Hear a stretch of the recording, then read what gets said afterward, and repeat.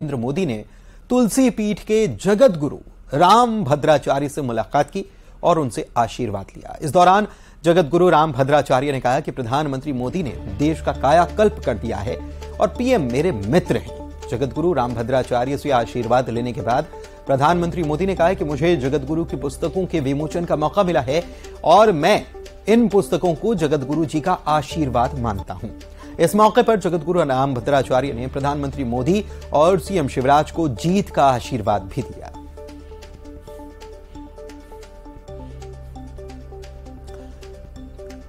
तो भगवान राम की तपोस्थली है चित्रकूट, जहां पर पहुंचे हुए थे प्रधानमंत्री नरेंद्र मोदी और यहां पर जगत गुरु राम भद्राचार्य से उन्होंने मुलाकात की और उनका आशीर्वाद भी लिया। उनकी पुस्तकों का विमोचन भी इस मौके पर किया गया। राम भद्राचार्य जी हमारे देश के ऐसे संत हैं जिनके अकेले ज्ञान पर दुनिया की कई यूनिवर्सिटीज स्टडी कर सकती है। इस तरह का ज्ञान, ऐसी मेधा व्यक्तिगत नहीं होती, ये मेधा पूरे राष्ट्र की धरोहर होती है। मुझे खुशी है कि स्वामी जी ने देश के गौरव के लिए जो संकल्प किए थे वो अब पूरे हो रहे हैं।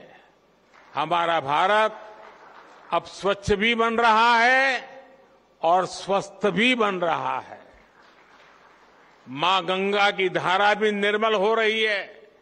हर देशवासी का एक और सपना पूरा करने में जगत गुरु राम भद्राचार्य जी की बहुत बड़ी भूमिका रही है। अदालत से लेकर अदालत के बाहर तक जिस राम मंदिर के लिए आपने इतना योगदान दिया, वो भी बनकर तैयार होने जा रहा है। गुलामी के 1000 साल के कालखंड में भारत को तरह तरह से जड़ों से उखाड़ने का प्रयास हुआ। इन्हीं में से एक था संस्कृत भाषा का पूरा विनाश। हम आजाद हुए, लेकिन जिन लोगों ने गुलामी की मानसिकता नहीं गई, वो संस्कृत के प्रति वैर भाव पालते रहे। कहीं कोई लुप्त भाषा का कोई शिलालेख मिलने पर ऐसे लोग उसका महिमा मंडन करते हैं, लेकिन हजारों वर्षों से मौजूद संस्कृत का सम्मान नहीं करते।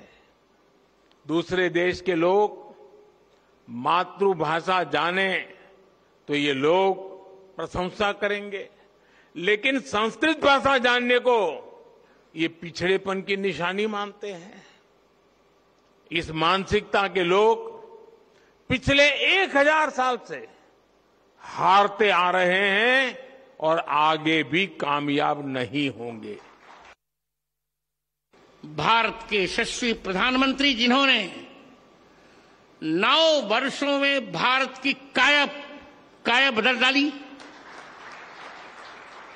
कौन कल्पना कर सकता था कि हम चंद्रमा के दक्षिण ध्रुव पर चले जाएंगे?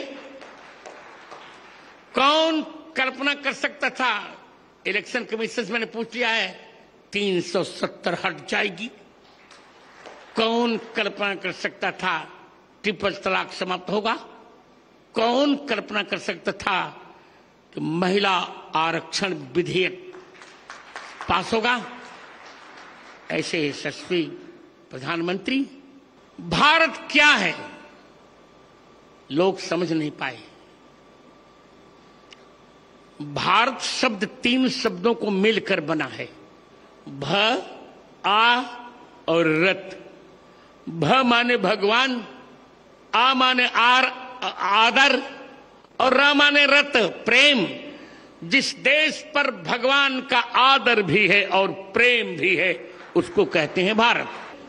और मैंने यही कहा प्रधानमंत्री जी से, जो अभी यहां नहीं कहूंगा, आप किसी भी प्रकार रामचरितमानस को ही राष्ट्र ग्रंथ होना चाहिए।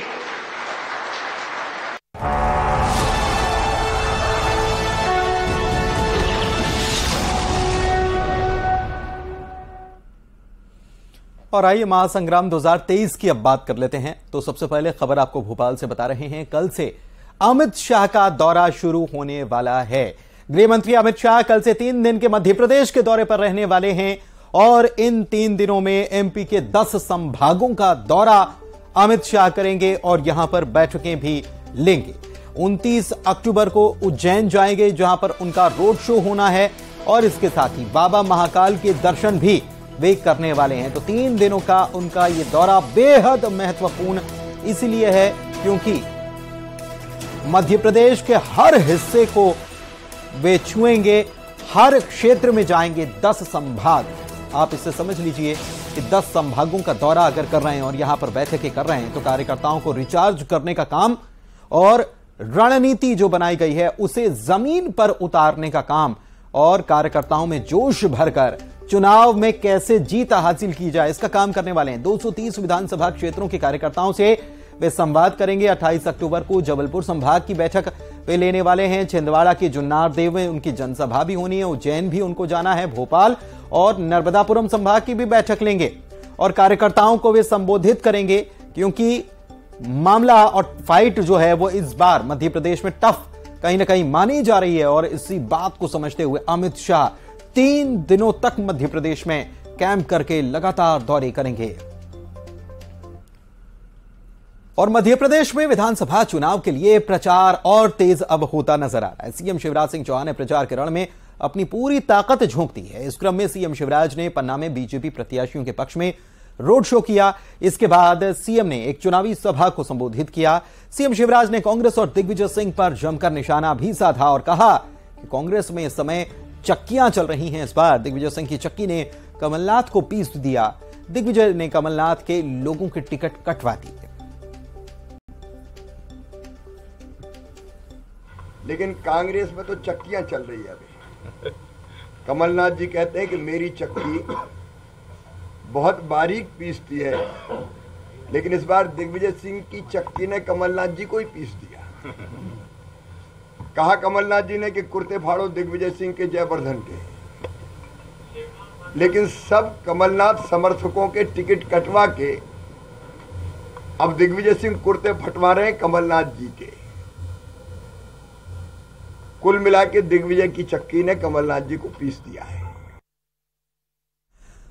चलिए बढ़ते आगे। प्रदेश कांग्रेस अध्यक्ष कमलनाथ ने बैतूल की घोड़ा डोंगरी में चुनावी सभा की और इस दौरान सीएम शिवराज सिंह चौहान को लेकर एक बड़ा बयान भी दे डाला। कमलनाथ ने कहा कि शिवराज हमारी नहीं अपनी चिंता करें क्योंकि बीजेपी उन्हें सीएम का चेहरा बताने में शर्मा रही है। सुनिए क्या कहा है कमलनाथ ने। मुझे मध्य प्रदेश के मतदाताओं पर पूरा विश्वास है कि वे अपना भविष्य सुरक्षित रखेंगे। ये चुनाव केवल एक उम्मीदवार का ही नहीं है, केवल एक पार्टी की नहीं है, मध्य प्रदेश के भविष्य का है और मध्य प्रदेश का भविष्य सुरक्षित रहे। शिवराज सिंह कपड़ा फाड़ कांग्रेस बोल रहे हैं। ये शिवराज सिंह जी अपनी चिंता करें। आज तक तो बीजेपी उनको मुख्यमंत्री का चेहरा घोषित करने में शर्मा रही है और वो हमारी बात कर रहे हैं। और बात कर लेते हैं इंदौर की। इंदौर विधानसभा क्षेत्र क्रमांक 1 जहां पर बड़ा